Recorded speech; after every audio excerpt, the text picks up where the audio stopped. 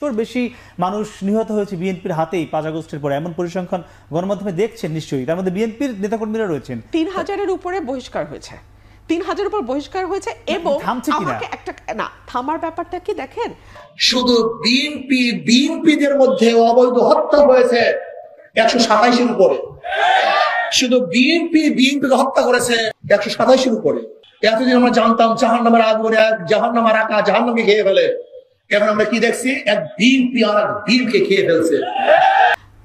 BNP তো এই মুহূর্তে রাষ্ট্র পরিচালনার দায়িত্বে নাই, বিএনপি তো এই মুহূর্তে স্টিয়ারিং এ নাই। স্টিয়ারিং এ কিন্তু একটা সরকার আছে। এই সরকার যতই অযোগ্য হোক, যতই অথর্ব হোক, যতই মানে জাতা হোক, আছে তো। আইন শৃঙ্খলা পরিস্থিতি নিয়ন্ত্রণে রাখা, আইন শৃঙ্খলা পরিস্থিতির উন্নতি ঘটানো, এটা কিন্তু এই সরকারের দায়িত্ব। খুব দুর্বল একটা কথা বলে মনে করি যে জামাত ইসলামী যদি বলে যে আমি আমার দলের শৃঙ্খলা রক্ষা করতে পারছি না আইন শৃঙ্খলা রক্ষাকারী বাহিনী শক্তিশালী না হওয়ার কারণে, আমি একটা দল যদি শৃঙ্খলভাবে পরিচালিত করতে না পারি, এই দেশের জনগণ কি আস্থায় নিবে যে আমি একটা দেশ পরিচালনা করতে পারবো?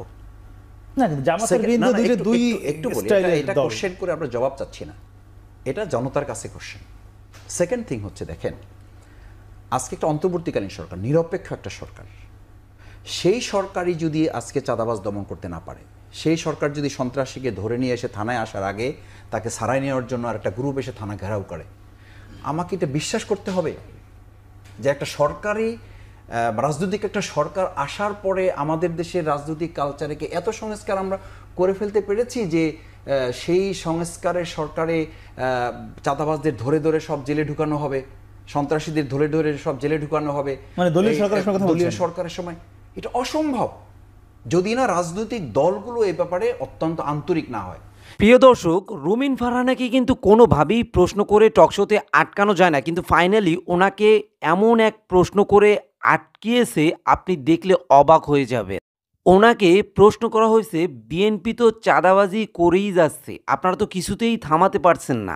এই প্রশ্নের কি উত্তর দিলেন সেটি যদি আপনি দেখতে চান তাহলে আজকের এই পুরো ভিডিওটি আপনাকে দেখতে হবে।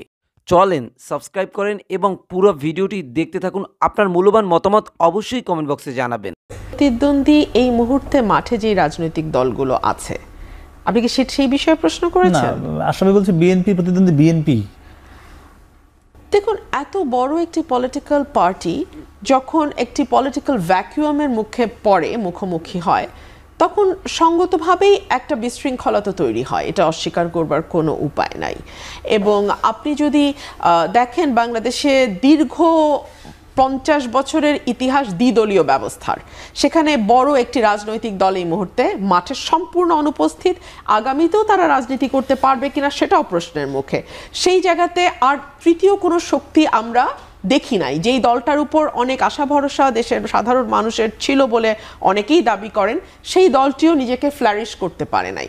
সো সেই জায়গাতে একটা বিরাট ভ্যাকিউম তৈরি হয়েছে এবং আমাদের দীর্ঘদিনের যে রাজনৈতিক সংস্কৃতি, সেখান থেকে আমরা চট করে বেরিয়ে যেতে পারবো এটি ভাববারও আসলে কোনো কারণ নেই।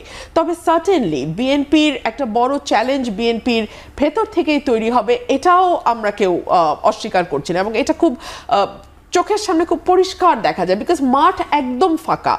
একটা সময় ছিল যখন আওয়ামী লীগের সঙ্গে বিএনপিকে প্রতিদ্বন্দ্বিতা করতে হয়েছে, এখন আওয়ামী লীগ নেই, পুরো মাঠটা ফাঁকা। প্রথমত আমরা শুনছি ফাঁকা, পরে শুনছি যে বড় বড় অক্ষরে অ্যাক্টিং চেয়ারম্যান সাহেব লিখে দিয়েছেন যে আগামী নির্বাচনটা খুবই কঠিন হবে। ওই যে নিজের সঙ্গে নিজের প্রতিদ্বন্দ্বিতা। তাহলে এই কঠিন নির্বাচনটা কার সাথে কার? এই কঠিন নির্বাচনটা তো জনগণ এটা মনে করে না যে বিএনপির সাথে বিএনপির কঠিন নির্বাচন হবে। এটা তো একটা দলের বৈশিষ্ট্য হতে পারে না।